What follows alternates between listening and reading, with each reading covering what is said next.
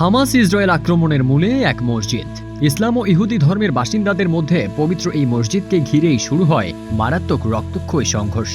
ফিলিস্তিনিদের ওপর বিচ্ছিন্নভাবে হামলা করে গাজায় দুর্বিষহ আগ্রাসন চালায় ইসরায়েল। এমনকি ফিলিস্তিনের সাধারণ নাগরিকদের কাছ থেকে আল আকসা মসজিদে প্রবেশের অধিকার কেড়ে নিয়েছে ইসরায়েল।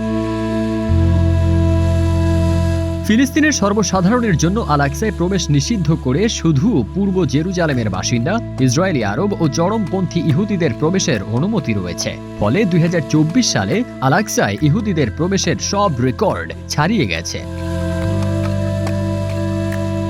ফিলিস্তিনে ইসরায়েলি আগ্রাসন শুরুর পর থেকে ইসরায়েলের জাতীয় নিরাপত্তা মন্ত্রী ইতামার বেন গভিরের নেতৃত্বে পবিত্র আল আকসা প্রাঙ্গণে চরমপন্থী ইহুদিদের অনুপ্রবেশ বাড়ানো হয়েছে। ২০২৩-এর অক্টোবর থেকে শুধু পূর্ব জেরুজালেম ও ইসরায়েলের আরব নাগরিকদের মসজিদে নামাজ পড়ার অনুমতি থাকলেও ইবাদতের অনুমতি নেই পশ্চিম তীর ও গাজার বাসিন্দাদের।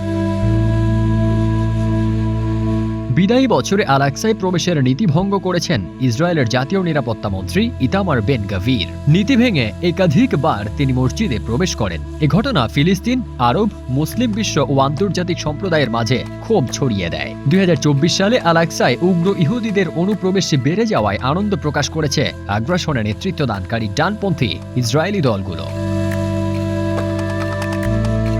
জেরুজালেমের ইসলামিক ওয়াকফ বিভাগের তথ্যানুযায়ী ২০২৪ সালে ৫০,০০০-এর বেশি ইহুদি আল আকসায় প্রবেশ করেছে। এর আগে সপ্তাহে একদিন মাত্র আল আকসায় প্রবেশের অনুমতি ছিল ইহুদিদের, কিন্তু বর্তমানে সেখানে নিয়মিত উচ্চ স্বরে ইহুদিদের তালমুদিক আচার, তাদের নিয়মে মাথা ঝুঁকে প্রণাম, ইসরায়েলি পতাকা উত্তোলন এবং নাচার দৃশ্য দেখা যায়।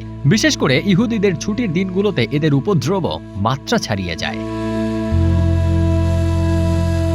২০২৪ সালের আগস্টে ওয়াকফ কাউন্সিল, ইসলামিক সুপ্রিম অথরিটি, ফিলিস্তিনের ফতোয়া বিভাগ এবং ওয়াকফ প্রশাসন সহ জেরুজালেমের ইসলামিক প্রতিষ্ঠানগুলো হুঁশিয়ারি দিয়ে বলে, আল আকসায় ইসরায়েলি সরকারের লাগাতার অপবিত্রকরণ ও ইহুদিকরণের প্রচেষ্টার বিরুদ্ধে তাদের অবস্থান। চরমপন্থী ইহুদিদের স্বার্থ রক্ষা ও আল আকসার অপবিত্রতার বিষয়টি বিশ্বব্যাপী ২ বিলিয়ন মুসলমানের অনুভূতিতে আঘাত এনেছে।